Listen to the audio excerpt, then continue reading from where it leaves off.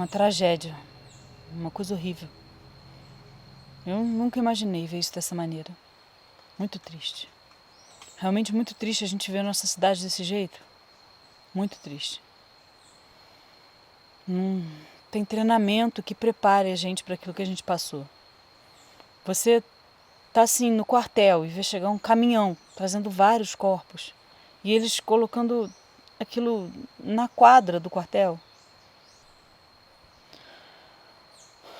Primeiro foi o pessoal de Conselheiro lá do Tauru. Eles vieram trazendo uns 40 corpos assim, que a própria vizinhança foi tirando e eles foram colocando deitadinho um do lado do outro na quadra do quartel.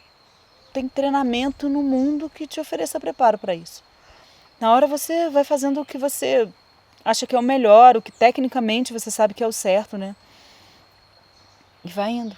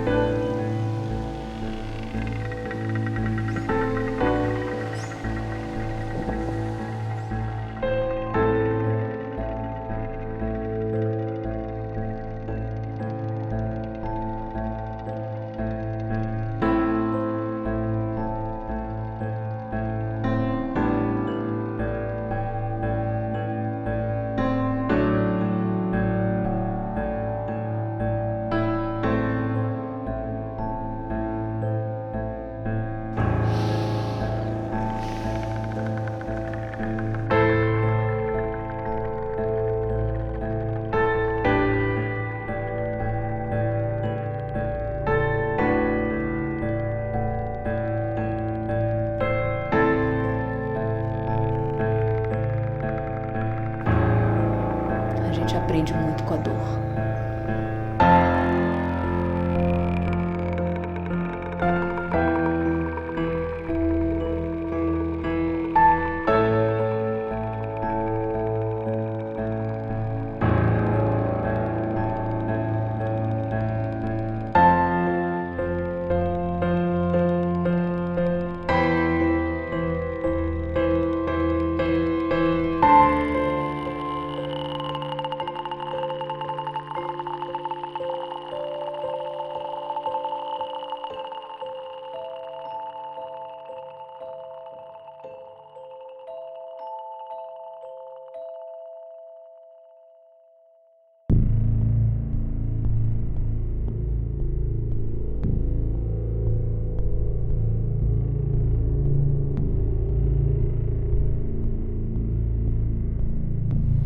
Foi uma madrugada terrível.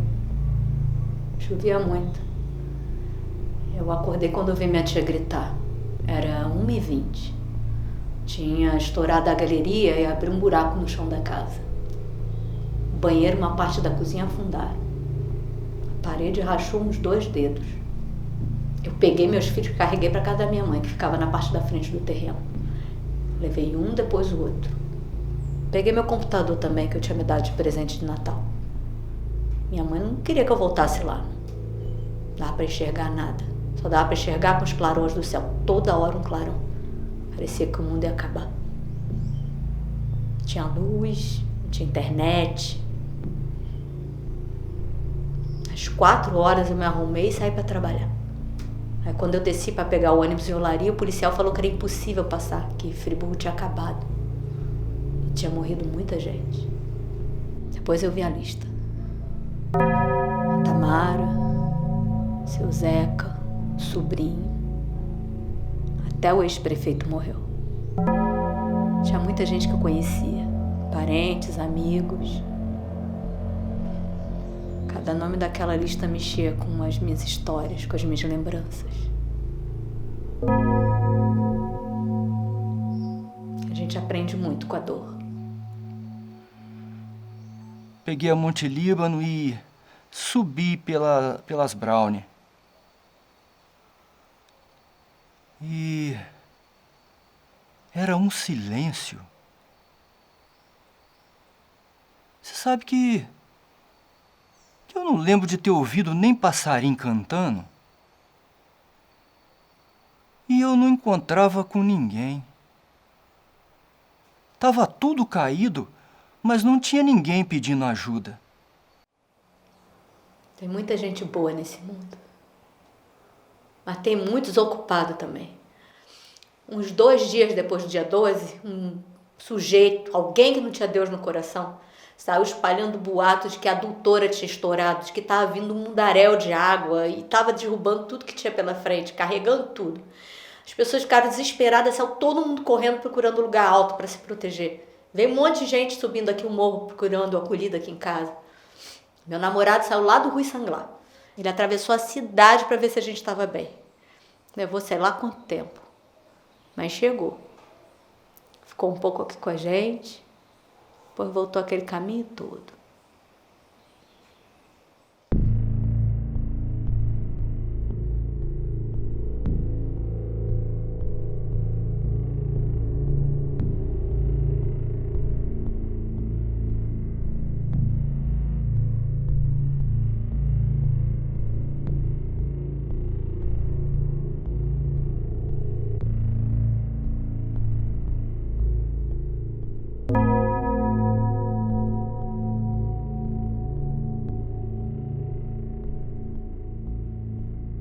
Primeiro eu tentei pela Praça do Suspiro. Parecia um campo de guerra. A praça tomada por lama e a igrejinha de Santo Antônio destruída. Por ali eu não ia conseguir passar de jeito nenhum. Então eu tentei dar a volta e entrar lá na Rua do Anchieta. Tudo destruído. E muita lama na rua. Eu levei umas 3 horas para chegar. E encontrei a Sandra. Ela estava bem. E aquilo me deu uma tranquilidade. Eu fiquei ali um pouquinho com ela. E desci tentando voltar lá para a vigilância ambiental porque eu tinha certeza que eu ia ser útil lá. Eu vivia sozinho aqui. E as pessoas mais próximas, elas estavam seguras. Aí, eu lembrei dos meus pais lá em Minas. Eu tinha que avisar que estava tudo bem comigo.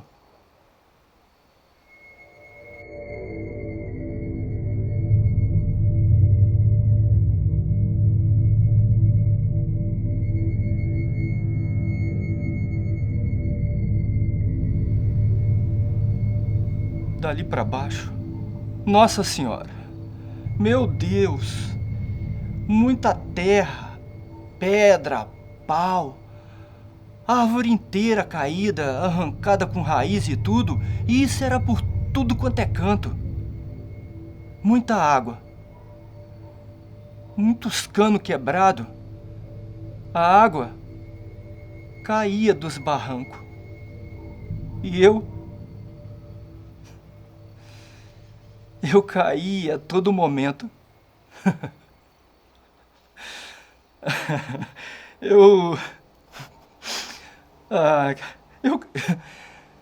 Eu caía muito. Eu tava com uma desgrama de um calçado. Uma desgrama de um calçado que...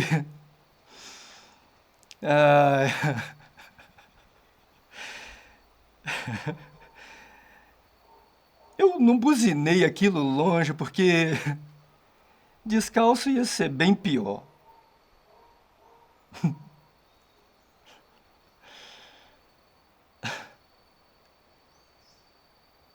O certo é que eu não parava em pé.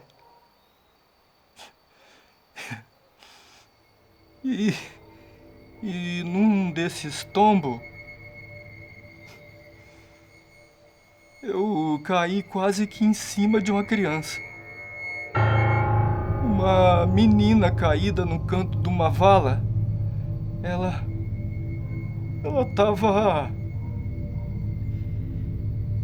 tava molhada e ela tava tremendo muito. Eu tirei minha camisa, coloquei em cima dela, peguei ela no colo e subi com muita dificuldade, tentando tomar cuidado para poder não cair mais.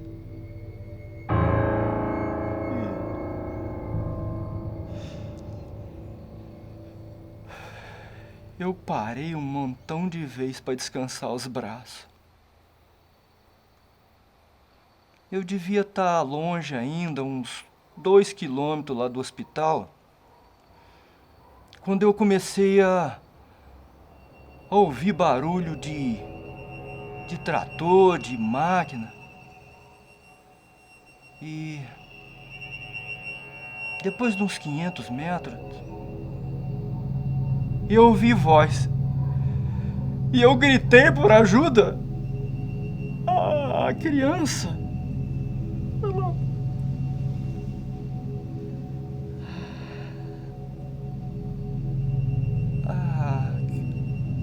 a criança, ela tava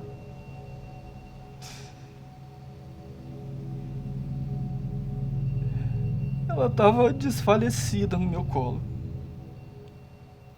E eu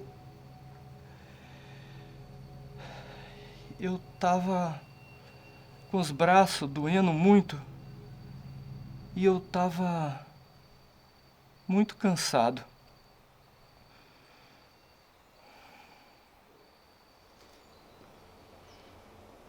Eu não podia sair, não podia trabalhar, só sabia das coisas pelas notícias que chegavam. Quando acabou a água e a comida, eu fiquei dependendo de doação. Eu, que sempre trabalhei desde os 9 anos de idade. Uma humildade muito grande viver aquela realidade. De repente eu não podia ir, eu não podia vir, não podia fazer minhas coisas. Só me restou eu mesma. Os meus filhos. E um canto na casa da minha mãe.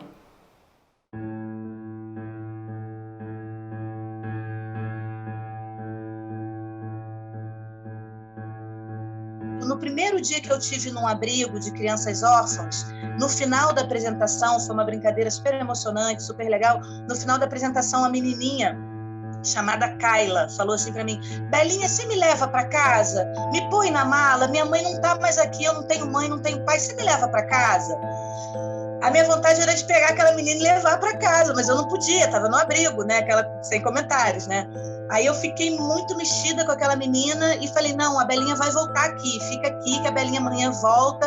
Ela estava num abrigo aqui perto da minha casa. E aí eu comecei a ir frequentemente nesse abrigo. Quando chegou um dia, ela me deu de presente essa bonequinha, né? Essa boneca feia para chuchu, que parece até um fantasma.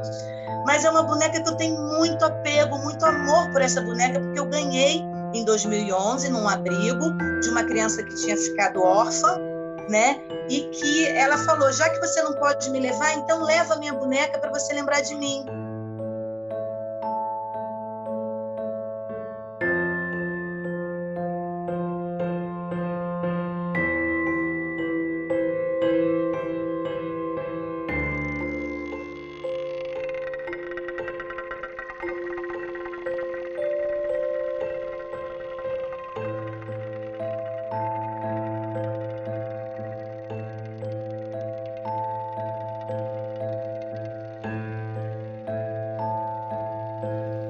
E dali pra frente tava tudo muito tranquilo mesmo.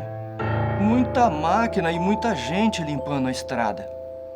Isso já devia ser umas pouquinho para as 8, quando eu consegui voltar para a avenida, que já estava muito escuro.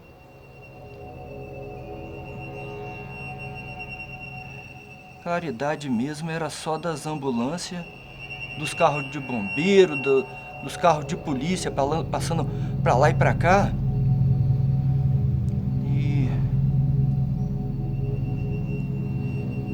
A luz voltou quando eu estava passando perto do prédio onde morava um casal de amigos. Eu gritei, a Raquel ouviu e conseguiu falar com os meus pais.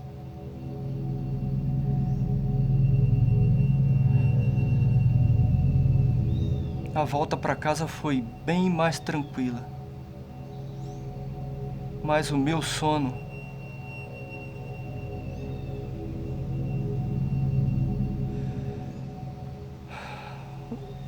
Os meus braços, as minhas pernas estavam pulando. E o meu corpo tremia inteiro. Eu estava muito cansado.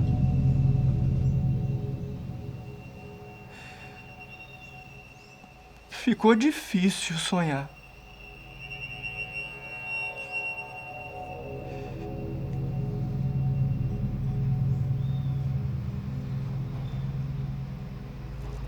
O meu marido pegou as crianças. A minha filha tinha 1 ano e 3 meses naquela época. E ele levou. Na época o Bruno tinha 7 anos. Ele pegou os dois e levou para Rio das Ostras. A minha mãe estava lá passando férias, então ele ficou lá com a minha mãe e com as crianças. Eles ficaram lá por 3 semanas. Eu pude me dedicar mais ao trabalho, né? Não tinha hora para sair, para voltar para casa e também não tinha ninguém me esperando, né?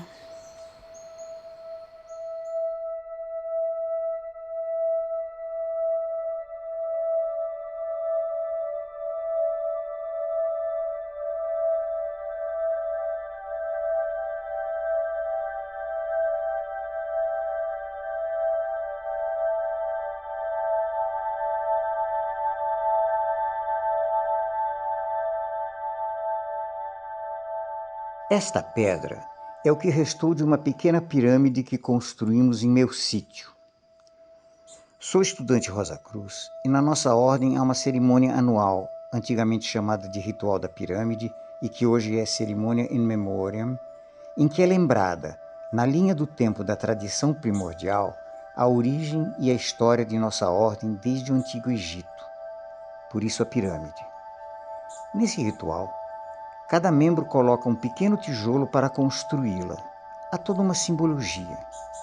Em geral, no organismo afiliado, existem tijolinhos de madeira, cada um representando uma virtude. Cada participante coloca um destes tijolinhos e diz a virtude que ele representa para erigir esta pirâmide simbólica, e que depois é desfeita e os tijolinhos são guardados. Quando fui mestre no capítulo em Nova Friburgo, eu quis fazer uma pirâmide que durasse mais, algo que pudesse simbolizar a perenidade desta tradição espiritual. Então, organizamos um evento no meu sítio. Cada participante recebeu ou trouxe uma pedra que na hora foi entregue a um de nossos irmãos que também é pedreiro e que cimentou as pedras para formar a pirâmide. Em 2011, as chuvas encheram o córrego e a força e volume da água rompeu um dique e carregou pedras enormes e também derrubou a pequena pirâmide arrastando as suas pedras.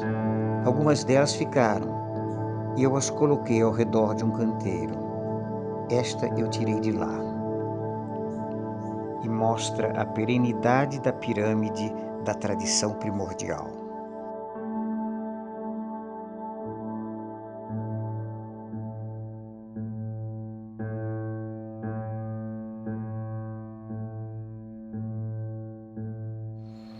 Além de trabalhar em instituições de saúde como enfermeira, eu também sou oficial de saúde do Corpo de Bombeiros do Rio de Janeiro. Atualmente eu trabalho nas ambulâncias, no atendimento à população de rua. Em 2011 eu tinha 31 anos e a minha filha tinha um pouco mais de 1 ano de vida. Eu não trabalhava na região serrana naquela época, eu trabalhava no Rio de Janeiro pelo Corpo de Bombeiros, mas sempre morando na cidade de Nova Friburgo. naquela noite em que choveu torrencialmente, aquela madrugada de terça para quarta-feira, eu estava em casa com a minha família. E eu estava de férias naquele momento. E logo que a gente acordou na quarta-feira e a gente percebeu a quantidade de chuva que tinha caído e tudo que tinha acontecido, eu vi imediatamente que eu tinha que avançar para o quartel mais próximo e me colocar à disposição e trabalhar. O quartel mais próximo era o quartel de Nova Friburgo. Eu nunca tinha servido naquele quartel, eu não conhecia ninguém lá, mas eu tinha que ir para lá. Durante aquele dia a gente ficou trabalhando assim em atendimentos mais pontuais. E tinha um ponto de atendimento no Colégio Nossa Senhora das Dores e organizando algumas coisas. Tava tudo muito ainda incipiente, todo mundo muito perdido. Tinham chamados, mas para buscas, para tirar pessoas de regiões soterradas. Era complicado, faltava mão de obra para atender todos os chamados naquele momento. Na noite de quarta-feira, eu fui liberada. Eles me liberaram no início da noite, porque quando anoitecia, suspendiam os resgates. A gente não tinha como trabalhar no escuro, né? E faltava luz ainda em muitas partes da cidade. Então eu fui liberada e eu fui para casa, eu passei a minha noite em casa na quarta-feira e no dia seguinte eu voltei para o quartel. Eu não podia fazer nada, foi me dando uma angústia. Aí eu fui rezar. Toda vez que eu tô angustiada eu rezo. Mas não é por mim não, é por quem precisa mais que eu. Segurei nas mãos dos meus filhos e rezei. Deus sempre sabe das coisas.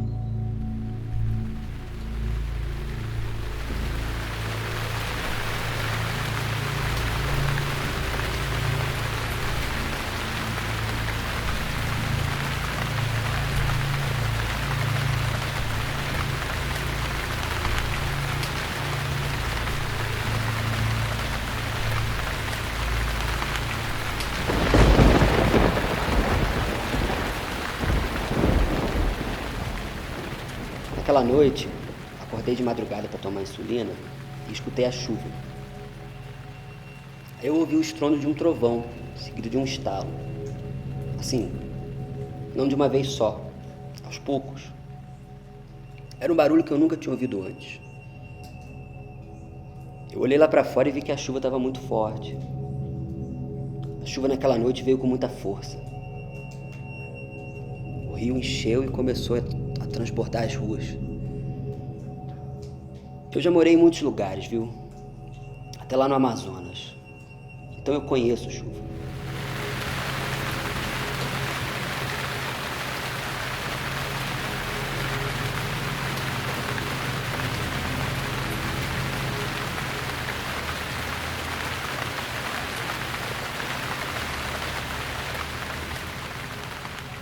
Aí eu fiquei de olho no que estava acontecendo.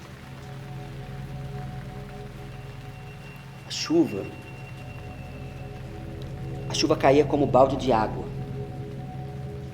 O telhado de zinco da casa do Cláudio só fazia aumentar o barulho. Foi assim a madrugada toda. Quando eu olhei pela porta de trás, eu vi que estava descendo muita água e entrando na terra, assim, pela parte de trás da casa. Aí eu fui pelo lado de baixo e vi que essa água não estava saindo. Eu conheço essas coisas. Na hora eu pensei, isso não tá bom. Porque se a casa do meu vizinho cair, ela vem pra cima da minha. E aí o estrago vai ser muito maior. Vai cair isso tudo aqui.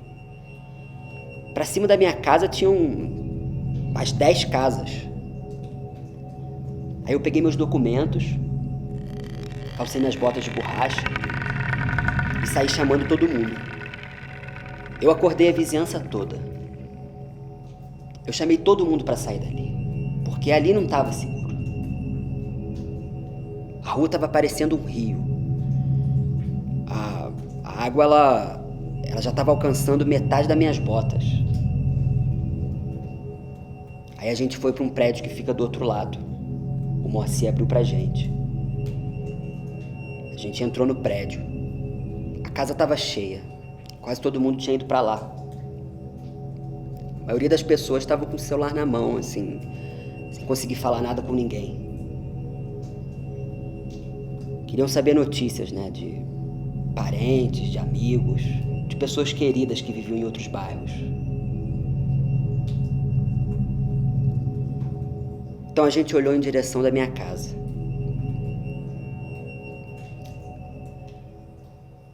A minha casa, ela amassou como um papel.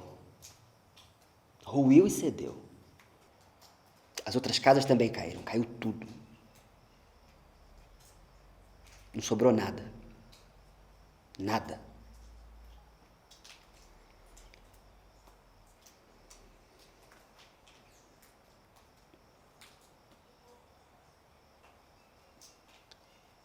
Mas ali ninguém morreu.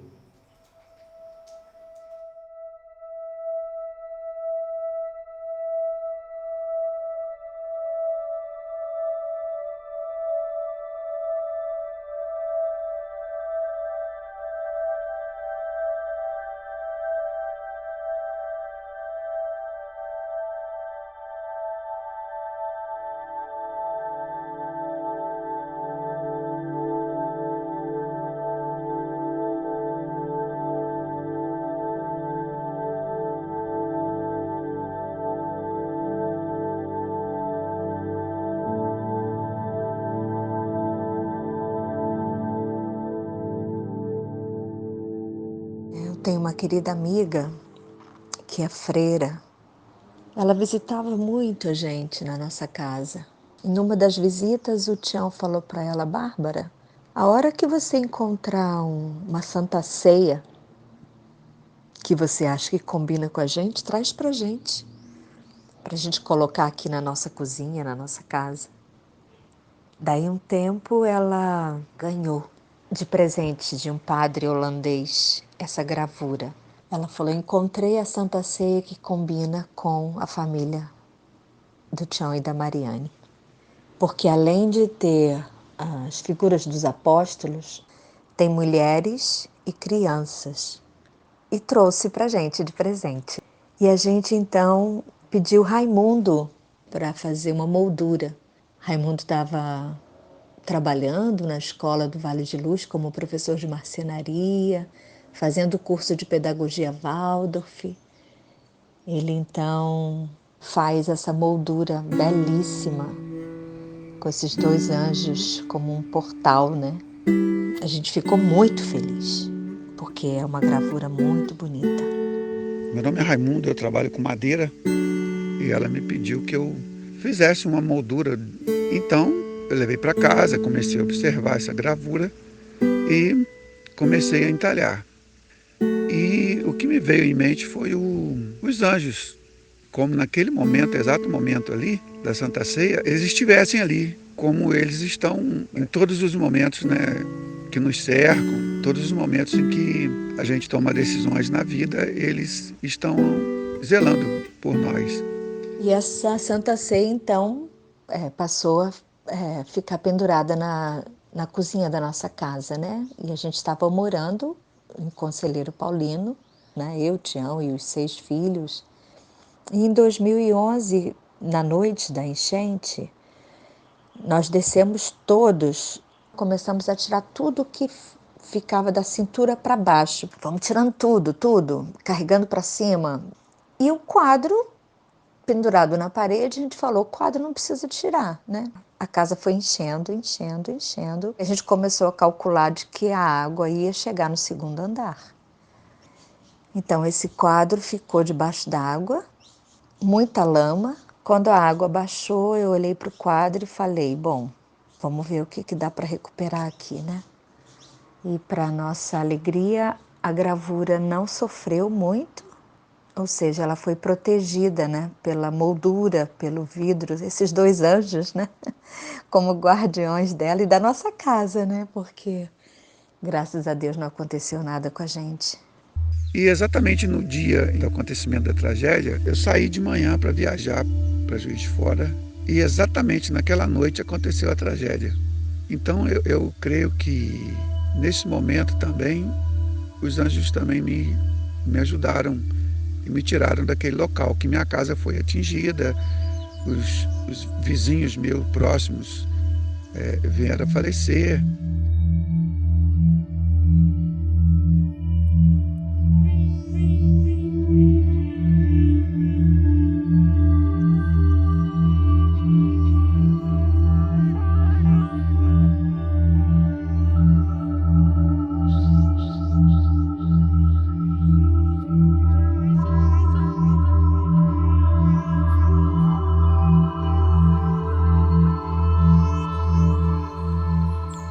No dia seguinte já era quinta-feira, dia 13 de janeiro, e eu fui designada para ir com mais duas oficiais médicas para o hospital municipal. Eu fiquei 2 dias inteiros lá dentro. Eu não fui liberada, eu não dormi, porque a gente tinha que conseguir transferir os pacientes para fora da cidade. O hospital tinha sido destruído, não tinha condição de atender ninguém. Não tinha raio-x, endoscopia, tomografia, laboratório, farmácia, refeitório, tudo que funcionava no térreo, na área térreo do hospital, tinha sido destruído pela água e pela lama. Então a gente foi designado para fazer aquelas transferências. Tinha que fazer a triagem dos pacientes e transferir. Em 48 horas a gente conseguiu transferir 142 pacientes para fora da cidade. Isso foi uma coisa muito legal. A maior parte eram pacientes com fraturas que precisavam ser operados e ali não tinha condição de fazer nada. Então,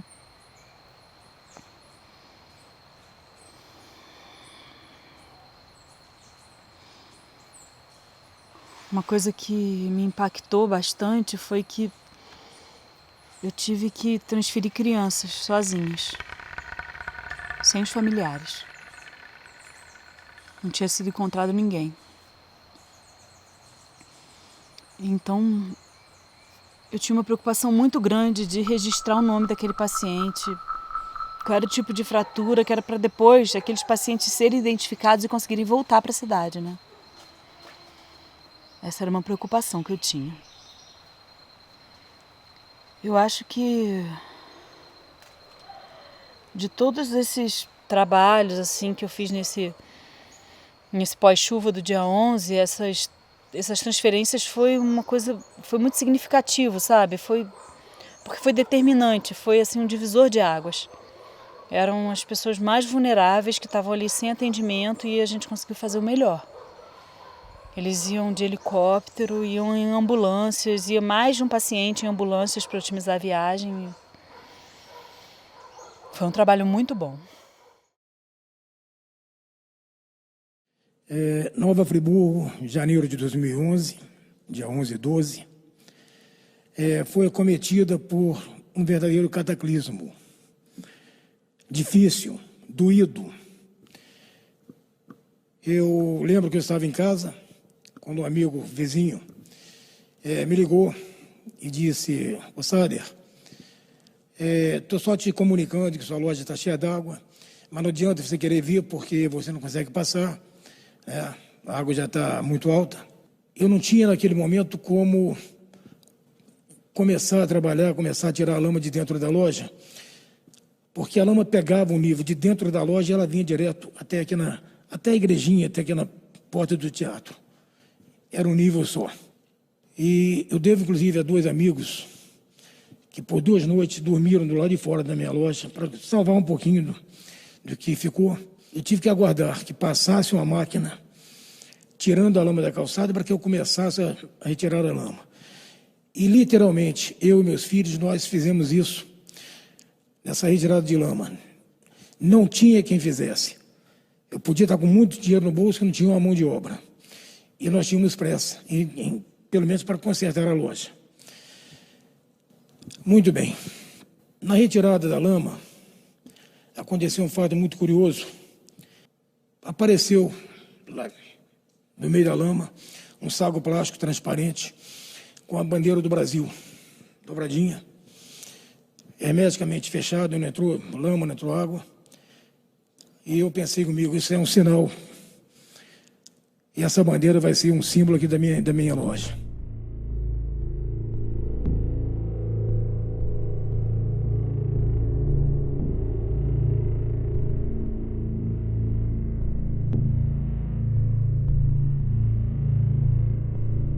Naquela noite, nossa família perdeu 8 pessoas. Uma casa e meia destruídas. A casa da minha irmã, uma casa inteira. Uma casa enorme, um casarão. E meia casa do meu sobrinho, Gabriel, que é filho dela. A casa desapareceu assim, literalmente. E a outra foi engavetada, emparedada pela mesma montanha que desceu sobre a casa da minha irmã, porque as duas eram casas vizinhas, né? Na casa do meu sobrinho, morreu a filha dele, de 15 anos, a Virgínia, e a prima dela, que morava com eles já há algum tempo, Marcela, também de 15 anos. Elas estavam no mesmo quarto. E o Gabriel contou lá naquela época, do terror dele, que eu não sei como ele consegue conviver com essa lembrança das duas, assim, sendo exprimidas pela terra, e ele não conseguindo abrir a porta comprimida pela quantidade de terra, pelos escombros da própria casa.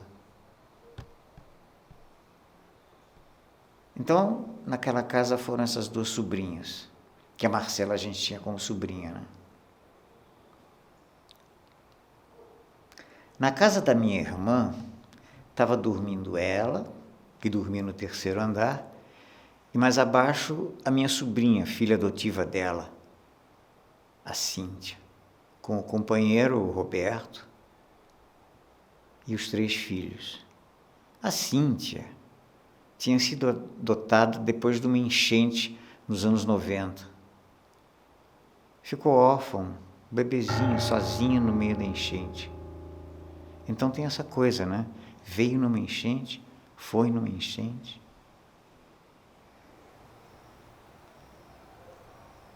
A Cíntia e o marido tinham uma família belíssima.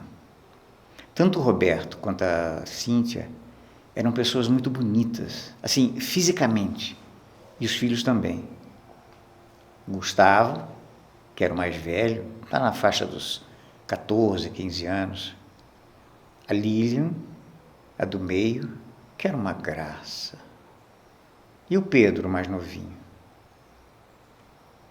E a casa deles ficava num bairro chamado Loteamento do Barão, que é um bairro de casa muito boa, lá no Jardim Califórnia. Enfim. Então, como foi que tudo aconteceu? Bota, substantivo feminino. Calçado que cobre o pé e parte da perna, chegando por vezes até a coxa. É usada para proteger contra o frio, para montar a cavalo, etc. Botina. Botas. As botas. O gato de botas. Onde Judas perdeu as botas. Expressão usada quando alguém não conseguia encontrar algo ou indicar alguma região ou lugar distante de difícil acesso. Sabemos que a Bíblia não menciona o hábito de Judas de calçar botas, mas uma crença popular afirma que ele teria escondido num par de botas as 30 moedas que recebeu dos sacerdotes judeus como pagamento por trair Jesus. Quando encontraram o corpo de Judas, depois dele ter se enforcado, ele estava descalço. Contam que muitos tentaram encontrar as botas, sem sucesso. Borra-botas. Pessoa sem valor, insignificante, um Zé Ninguém. A expressão também remete para a forma de apresentação de alguém que é tido como uma pessoa de segunda classe. O aspecto sujo e descuidado do calçado normalmente é o principal indício. Lambe-botas. Aquele que bajula quem pode lhe favorecer vantagens e ou benefícios. Geralmente o lambe-botas se encontra na esfera política. Não faz distinção de partidos e muito menos se importa com o caráter nem idoneidade da pessoa.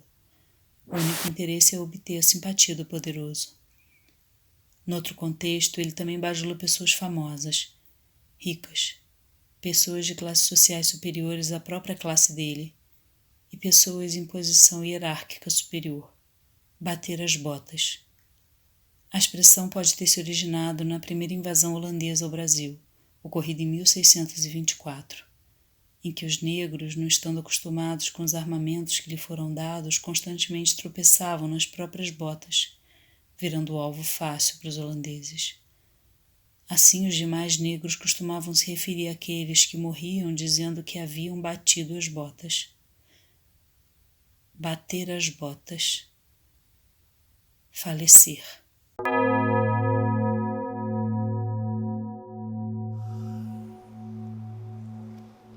Então, como é que foi que tudo aconteceu? Aconteceu que estava eu, a Ângela, nossos filhos, na nossa casa, no terceiro andar, com água até o segundo. Eu me lembro que o nosso piano boiava e batia nas paredes do primeiro andar. E assim, fiquei muito impressionado com o barulho dos trovões, que fazia a terra tremer de tão alto, parecia terremoto. Foi uma noite bem difícil. Assim, de madrugada, em um determinado momento, os muros de todas as casas ruíram ao mesmo tempo. Foi uma avalanche de muros. Foi quando a correnteza aumentou mais e galhos, tábuas, troncos, galhos maiores passavam por dentro da casa. E tudo isso a gente vendo do terceiro andar. Foi uma noite difícil. Na manhã seguinte, a gente esperou a água descer um pouco para poder andar por ali, na volta da casa. Foi nesse momento que eu fui na frente, porque a nossa casa ficava atrás do que era o Mercado São Sebastião, que foi do meu pai.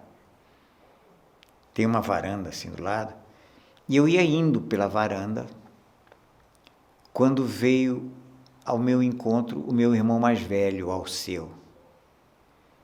Ele estava muito abatido, e eu achava que ele estava abatido por causa de tudo isso que aconteceu. Eu não fazia ideia do que viria pela frente, porque a notícia que o meu irmão vinha me trazer era da morte dessas 8 pessoas da nossa família.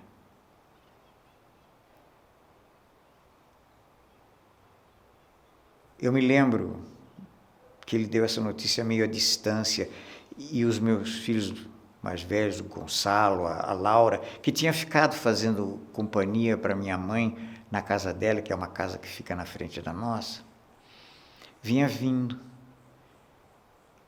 E eu recebendo aquela notícia aterradora. A Ângela também vinha vindo. Aí eu reuni todo mundo. A gente estava com uma lama ainda pelo joelho. E falei, olha, a gente tem que ser muito forte. Porque além de tudo isso que aconteceu aqui na nossa casa, na rua, nessas outras casas, nós perdemos pessoas da nossa família. E aí contei toda a história para eles, né? E fiz essa pergunta que me parece uma pergunta muito importante. Quer dizer, para mim era muito importante. Quem de vocês quer profundamente viver isso? Quem de vocês quer mergulhar nessa vivência? Ou quem de vocês quer ir na casa de vô Miguel? Eu não sei porquê, naquele momento me pareceu que lá não tinha acontecido nada, porque lá era mais alto. E eles quiseram ficar.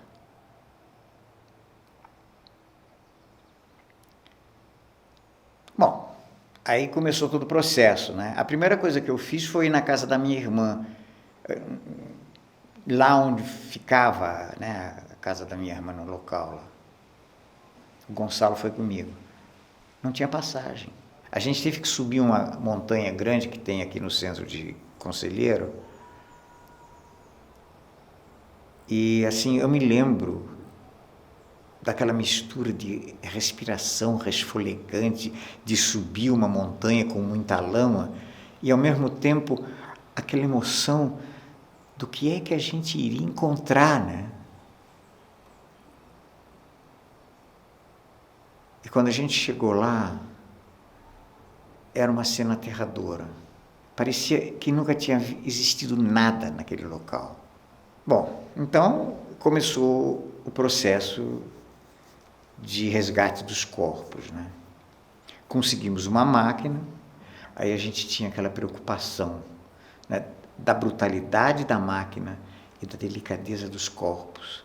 Assim, do que aquela máquina, uma retroescavadeira com seus dentes de ferro, podia fazer para aqueles corpos daquelas pessoas tão queridas.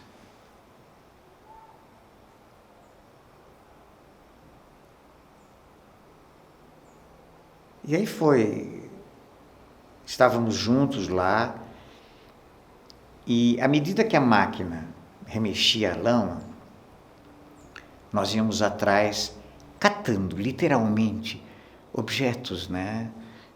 Um porta-retrato aqui, um álbum de fotografias ali, uma vasilha especial que ficou e não quebrou. Enfim, a gente foi fazendo um rescaldo de tudo que ia aparecendo. Até o momento em que se chegava em algum lugar, algum entulho, em que a gente reconhecia que estava chegando no quarto de tal pessoa. Aí a máquina parava e a gente ia com enxada, com pá, com as mãos e com aquela preocupação de não machucar mais ainda os corpos de pessoas tão queridas, tão amadas. E com um medo muito grande de que descesse mais lama em cima da gente. Com medo de uma segunda tragédia com as pessoas que estavam trabalhando no resgate. Foram uns 2 ou 3 dias resgatando esses corpos. E eu me sentia muito responsável como pai, né? Assim, essa escolha, essa nossa escolha de eles ficarem, de eles realmente viverem aquilo que dali por diante faria parte de nossa história. Desesperador aqueles dias.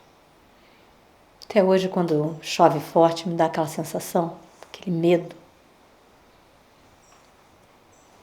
Mas a gente não sabe nada da vida, né? O jeito é ir vivendo. Um dia de cada vez. E a chuva nunca mais foi aquela coisa de olha a chuva, que bonita a chuva forte. É claro que a gente acha a chuva bonita, mas ela sempre traz aquela memória, né? A chuva caindo, pegando, batendo no corpo da gente, no músculo, porque lá está a memória daqueles dias. Está no corpo.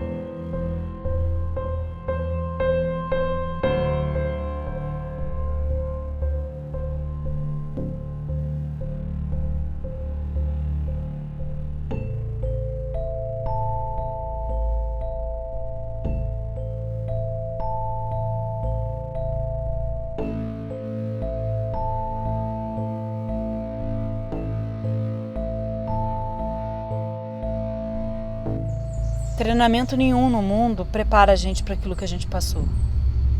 Você tá assim no quartel e vê chegar um caminhão trazendo vários corpos e eles colocando aquilo deitado assim na quadra. Primeiro foi o pessoal de Conselheiro lá do Tauru, eles trouxeram uns 40 corpos assim e foram colocando deitadinho um do lado do outro na quadra do quartel. É uma cena que marca muito a gente, né? Não tem treinamento no mundo que te ofereça preparo para isso. Na hora você vai fazendo o que você acredita que é o melhor, o que tecnicamente você sabe que é o certo, né? E vai indo. Eu sou enfermeira, tenho 41 anos, mãe do Bruno, da Vanessa, esposa do Cássio e sou cidadã friburguense.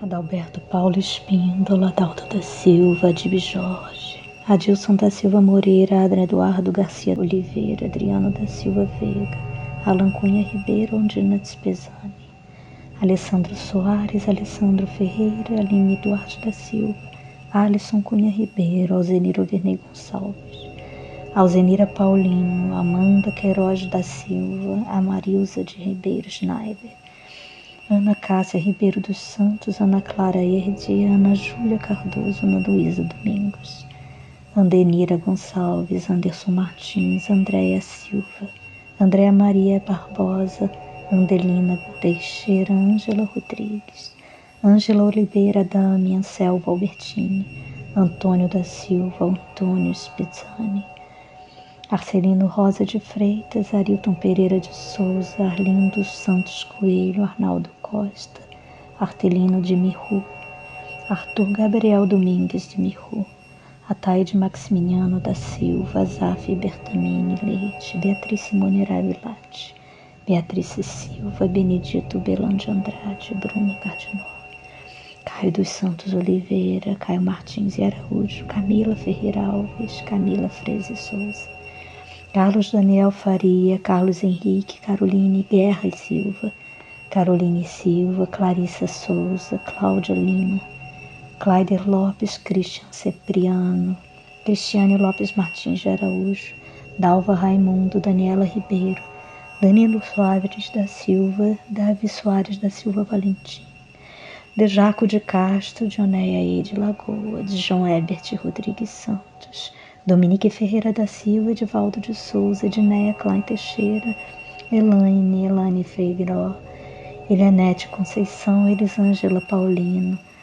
Heloísa Veiga Algote, Elson Andrade, Enzo Jorge dos Santos, Emane Schwenk, Emane Botelho, Erotides Guerra, Esther Belo de Freitas, Eulana Rocha, Eva Bernardino Santos, Evandro Schneider, Fabiana Moraes Pinto, Fábio de Minas, Fábio de Lima Silva, Felipe Miranda Gripe, Fernando Grão de Lima e Silva, Fernando Pinto, Flávio Rodrigues Freitas, Francisco de Assis Amorim, Francisco Araújo, Françoise Ferreira de Silva, Frederico Amete, Gabriel Jorindo Leal, Gelson da Silva, Gentil Emílio Schwenk, Georgina de Azevedo, Gilberto Salles Moraes, Gilson Gomes, Glaucique Rodrigues Guizo, Graziele da Rocha, Grimaldo Matos da Silva, Guilherme de Araújo, Guilherme Silva de Araújo, Erdal Araújo Ramos da Silva,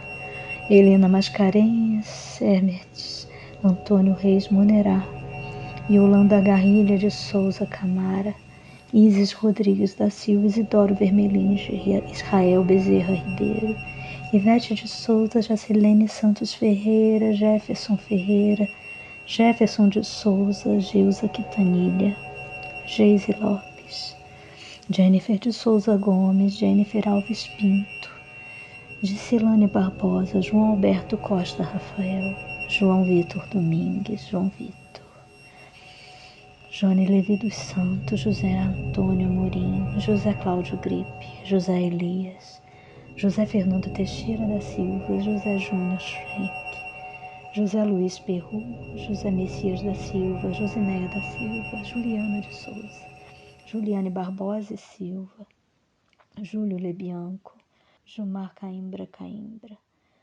Juraci Coelho Damasceno, Jussara Araújo Pimenta.